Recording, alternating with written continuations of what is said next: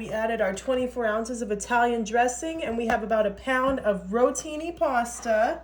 Now we have some cooked chicken and I'm just gonna chop these pieces up a little further right in the bowl with my scissors. You can also use a whole rotisserie chicken. This is just some pulled chicken I got at the store, but I feel like they just don't pull it small enough.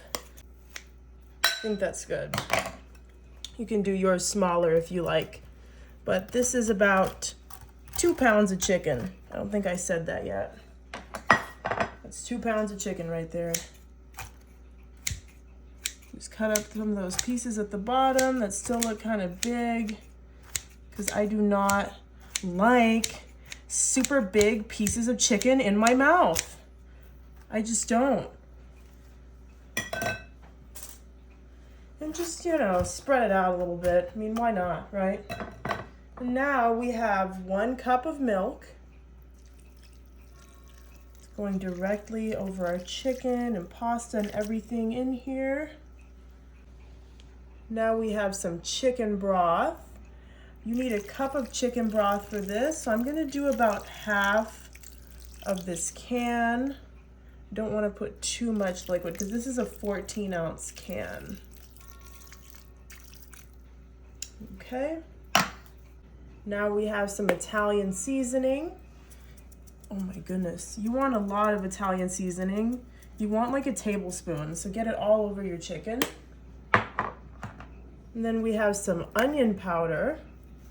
Do a nice amount of that on there as well. I love a nice onion flavor, but that's totally optional. Then we're gonna do a little bit of salt. Not too much. That dressing is already nice and salty, but as you can see, that chicken did not have any seasonings on it. Now we have some black pepper.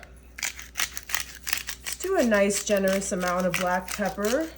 I just feel that it adds such a nice little flavor to any dish. And now we're just gonna take a big spoon, spatula, whatever you have, and you are just going to mix everything together directly in your greased baking dish. You can use a bowl if you want, but I myself just like this method because I can save on dishes and it really doesn't take that long at all.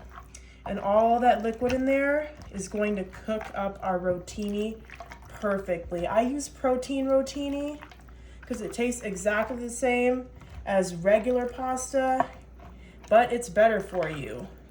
And it's got more protein in it. So I consider that a win in my book.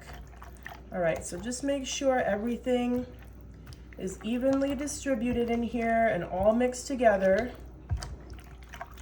just like so. See that? That came together so quickly, you guys. We are literally almost finished. Perfect. And now we need some color. We've got 2 cups of frozen broccoli. Now I'm going to try to pour this around the edges of my dish here. You know what? Maybe we need more broccoli. Brought out the big guns. I am going to add just a little more broccoli because that just doesn't seem like enough to me. I don't know if it's because that measuring cup didn't measure it right, because I have heard that that's a liquid measuring cup and it's not gonna measure out solid foods correctly, but I just did it anyway because I thought it looked cool because you can see the broccoli through it, and I don't think they make clear like solid food measuring cups. So we wanted to create like a little border for what we're gonna put in the middle here. We have 8 ounces of Philadelphia cream cheese. Wow. You don't have to use Philadelphia. I just find that it's the best. It tastes the best. So yeah, kinda you gotta use Philadelphia. All right, now that we got everything in there, we have to cover it with some foil real quick. Okay, and we're just gonna pop this in the oven at 425 for 35 minutes. All right, guys, it has been 35 minutes with the foil on.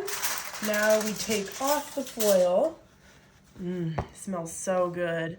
And we're just gonna break up that nice melted cream cheese. The broccoli's nice and cooked, and we're just gonna mix everything together. You wanna be kind of gentle with it so you don't break up your pasta. Oh yeah, look at that. And don't worry about all that liquid. It will soak into everything. Especially once you're done with it, you probably want to let it, because we're going to cook it a little more because we have something else to add. You might know what it is.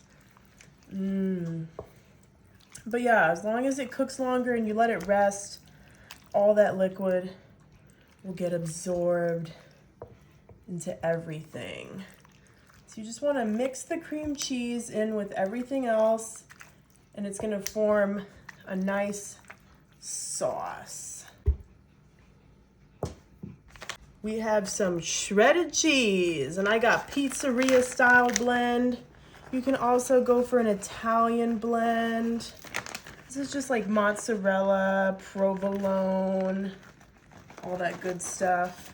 And this is 2 cups of cheese that we're just gonna put directly on top. I got the thick cut because I just feel like thick cut just melts so much better, and you get such a wonderful cheese pull.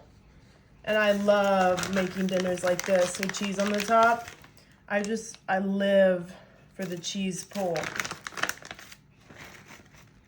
There we go. And then just kind of spread it out. But be careful because it's hot.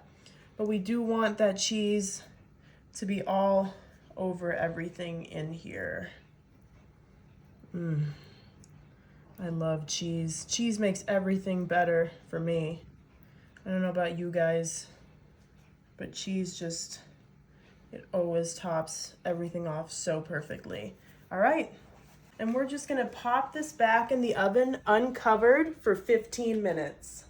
All right, guys, so this came out of the oven about 5 minutes ago. It smells so good, but before we dig in, let's top it off with a little bit of fresh parsley.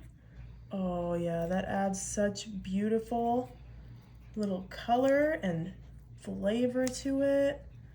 Usually I use those little containers of the parsley, but today I'm going super fresh for you guys. All right, that looks great. Now, time to dig in. Let's see how we did today. Let's see how we did. Ooh, it's hot. Ooh. Oh, look at that. Oh my goodness. I couldn't even, oh, wow. That looks awesome. Oh my gosh, this cheese. Oh my goodness. Whew. I'm acting a fool because this looks so good.